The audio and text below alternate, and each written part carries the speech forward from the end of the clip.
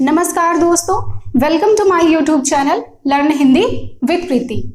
दोस्तों, आज मैं आपके समक्ष आपके एग्जाम के दृष्टिकोण से बड़े ही महत्वपूर्ण टॉपिक जनसंचार माध्यम से रिलेटेड बहुत सारे महत्वपूर्ण प्रश्नों के साथ उपस्थित हुई हूं, जो कि आपके एग्जाम में पूछे जाते हैं। तो उम्मीद करती हूं कि वीडियो से आपको कुछ मदद मिले। सूचनाएं अगर आपको पसंद आती हैं तो वीडियो को लाइक और शेयर जरूर कीजिए अपने दोस्तों के साथ ही मेरे चैनल को भी सब्सक्राइब कर लीजिए। तो चलिए हम फटाफट देख लेते हैं प्रश्नों को। सबसे पहले बहुत ही सिंपल सा आपसे प्रश्न पूछा जाता है कि संचार किसे कहते हैं। अब देखिए, प्रश्नों को पूछने का तरीका कई प्रकार से होता है। पूछा संचार के बारे में ही जाना है तो प्रश्नों को कितनी प्रकार से पूछ सकते हैं कि संचार किसे कहते हैं, संचार क्या है, संचार को परिभाषित कीजिए, या फिर संचार से आप क्या समझते हैं। तो कहने का मतलब ये है कि सारे प्रश्न एक ही हैं, बस उनके पूछने के तरीके थोड़े से बदल दिए जाते हैं। ठीक है, तो तरीकों पर भी ध्यान जरूर दीजिएगा। आपसे पूछा जाता है कि संचार क्या है या संचार किसे कहते हैं, तो आप अपने एग्जाम में इतना बड़े आसानी से लिख सकते हैं कि सूचनाओं, विचारों एवं भावनाओं को लिखित, मौखिक या दृश्य श्रव्य माध्यमों के जरिए सफलतापूर्वक एक स्थान से दूसरे स्थान पहुंचाना या एक जगह से दूसरी जगह पहुंचाना ही संचार होता है।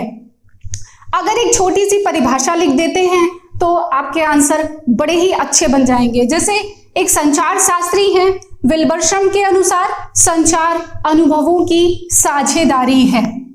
बस इतना ही लिखना है और आपके पूरे नंबर आपको मिलने वाले हैं। ठीक है, दूसरा प्रश्न है, संचार माध्यम से आप क्या समझते हैं या संचार माध्यमों के बारे में आप क्या जानते हैं, संचार माध्यम किसे कहते हैं। ये सारे प्रश्न इस प्रकार से पूछे जा सकते हैं। तो संचार की प्रक्रिया को पूरा करने में सहायता करने वाले तरीकों को संचार माध्यम कहते हैं। दूसरे शब्दों में आप इसे यह भी कह सकते हैं कि वे उपकरण या वे साधन जो हमारे संदेश को पहुंचाते हैं उन्हें संचार माध्यम कहा जा सकता है। ठीक है, तो आप यह भी लिख सकते हो, यह भी लिख सकते हैं। बड़ा सिंपल सा है। कुछ उदाहरण संचार माध्यमों के, जैसे समाचार पत्र, film, telephone, radio, Doordarshan, internet इत्यादि। ठीक है, नेक्स्ट प्रश्न है, संचार के मूल तत्व कौन कौन से हैं, या इसी प्रश्न को दूसरे तरीके से पूछा जा सकता है कि संचार की प्रक्रिया में कौन कौन से तत्व सम्मिलित होते हैं। तो संचार की प्रक्रिया में कौन कौन से तत्व सम्मिलित होते हैं। देखिए, पहले है संचारक। संचारक जिसे सेंडर या प्रेषक भी कहा जाता है। फिर आता है कूटीकरण, जिसे एनकोडिंग भी कहते हैं। फिर संदेश, फिर माध्यम को चैनल भी कहा जाता है। फिर होता है प्राप्तकर्ता, जिसे हम रिसीवर भी कहते हैं। फिर कूटवाचन या जिसे डिकोडिंग भी कहा जाता है। और लास्ट होता है फीडबैक। ठीक है, अब देखिए, यहां पर मैं आपको एक चीज बताना चाहूंगी कि मैं यहां पर इस वीडियो में बात कर रही हूं आपके एग्जाम की दृष्टिकोण से। शॉर्ट जो क्वेश्चन पूछे जाते हैं उनके आंसर आप क्या लिख सकते हैं, ठीक है, जिससे आपको अच्छे नंबर प्राप्त हो सके।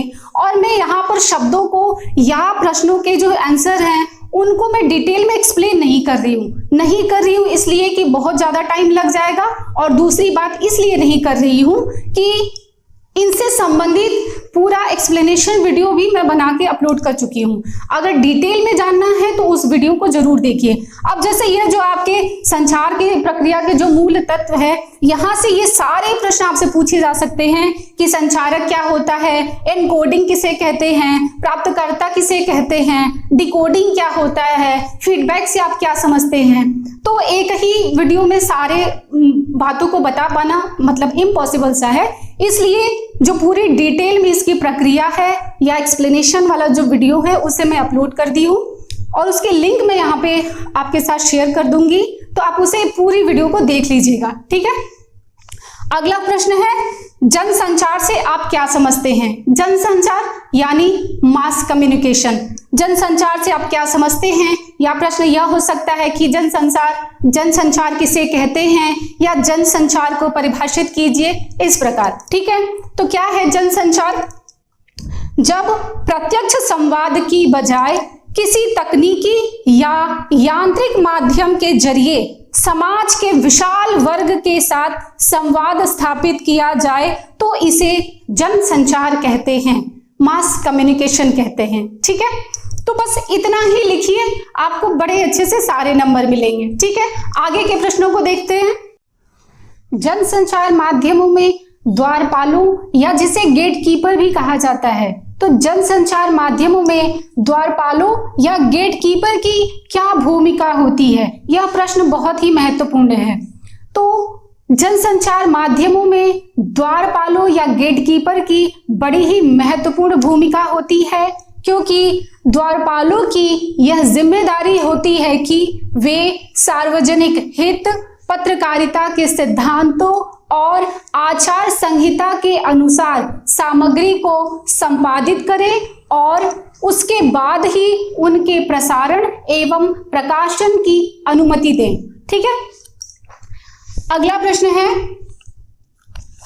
जनसंचार किन किन कार्यों को करता है या जनसंचार द्वारा किन किन कार्यों को संपादित किया जाता है। ठीक है, तो देखिए कौन कौन से कार्य, सूचना देना, शिक्षित करना, मनोरंजन करना, सरकार एवं संस्थाओं के अनैतिक कार्यों पर निगरानी करना। ठीक है, फिर है एजेंडा तय करना, साथ ही विचार विमर्श के मंच उपलब्ध कराना। इतने सारे कार्य जनसंचार द्वारा संपादित किए जाते हैं। ठीक है, अगला प्रश्न है, प्रिंट मीडिया से क्या आशय है।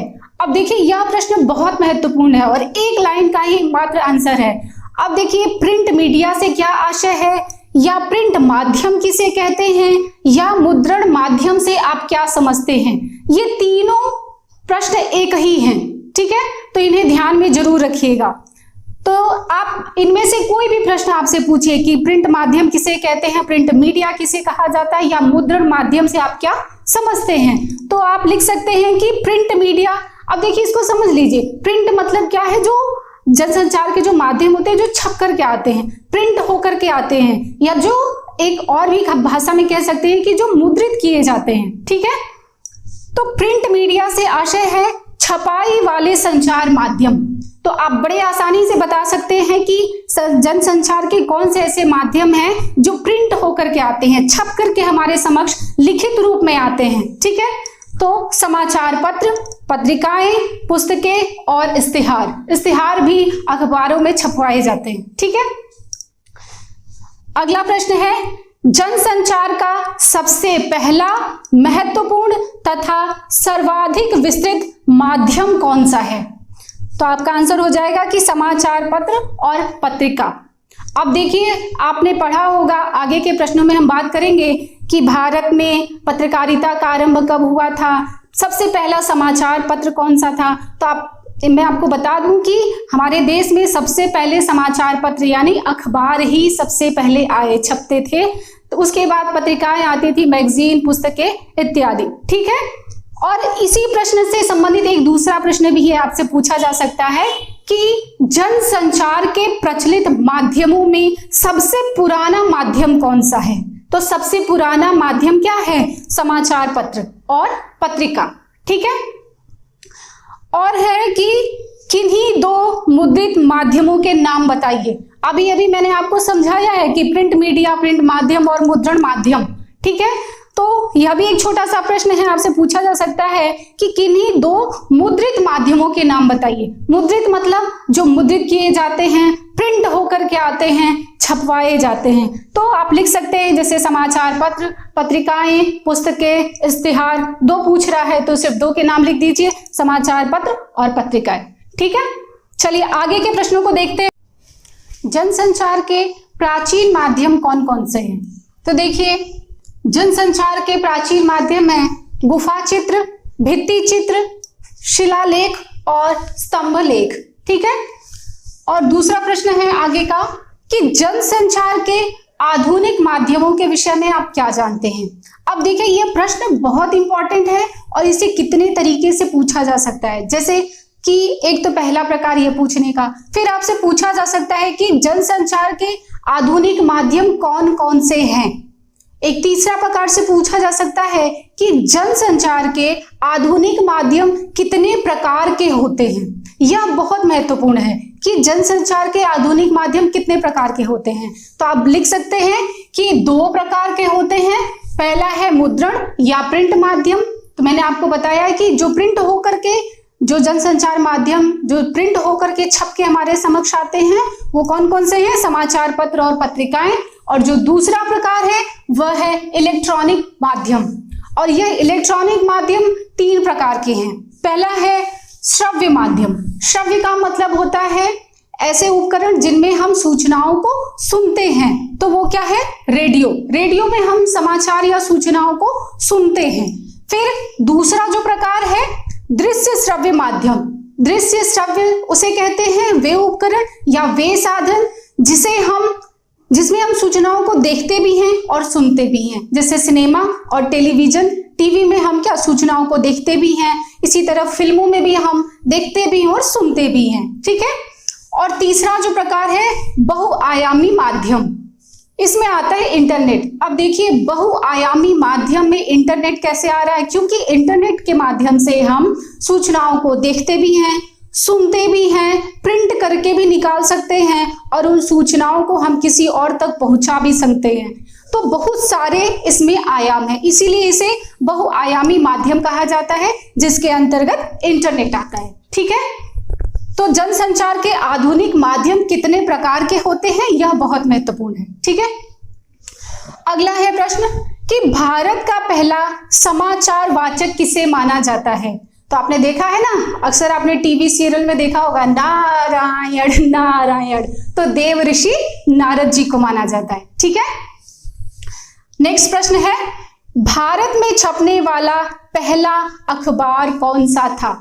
अब देखिए ये जो प्रश्न है, एक प्रश्न को इतने तरीके से आपसे पूछा जाएगा कि मतलब थोड़ा सा ध्यान रखना यहाँ बेहद जरूरी है। अब देखिए इसमें कितने प्रकार के प्रश्न आपके बनते हैं। सबसे पहले तो भारत में छपने वाला पहला अखबार कौन सा था। दूसरा प्रकार आपसे पूछा जा सकता है कि भारत में छपने वाला पहला अंग्रेजी भाषा का अखबार कौन सा था। अथवा अब देखिए, अब आप सोचेंगे कि ये प्रश्न कितना अलग है, लेकिन सारे आंसर आपके एक ही हैं और एक ही प्रश्न को कई तरीके से पूछा जा सकता है। भारत में पत्रकारिता का आरंभ कब हुआ था। एक प्रश्न, भारत में पत्रकारिता का आरंभ किसके द्वारा किया गया था। ठीक है। तो बहुत सारे प्रश्न हैं, तो इनके आंसर आप देख सकते हैं कि भारत में पत्रकारिता का आरंभ 29 जनवरी 1780 ईस्वी में आयरिश नागरिक जेम्स ऑगस्ट हिकी के बंगाल गजट से हुआ था। इसके बारे में थोड़ा सा और बता दूं कि यह एक साप्ताहिक समाचार पत्र था जो कि कलकत्ता से प्रकाशित होता है। ठीक है, प्रकाशित होता था। और इसका भी यह है कि भारत में छपने वाला पहला अखबार तो बंगाल गजट, या भारत में छपने वाला पहला अंग्रेजी भाषा का अखबार बंगाल गजट। ठीक है। और नेक्स्ट प्रश्न देखिए, हिंदी का पहला समाचार पत्र कब प्रकाशित हुआ।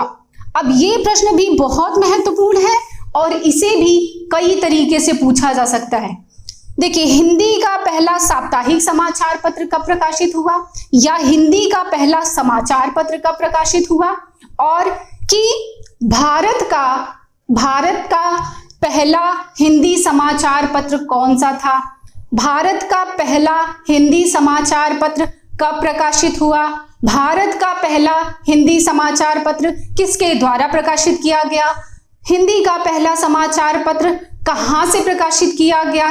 तो बहुत सारे प्रश्न आपके इसमें बनते हैं। ठीक है, तो देख लीजिए, हिंदी का पहला समाचार पत्र उदंत मार्तंड 30 मई 1826 ईस्वी में पंडित जुगल किशोर शुक्ल जी द्वारा कलकत्ता से प्रकाशित किया गया था और इसके कुल 79 अंक प्रकाशित हुए थे।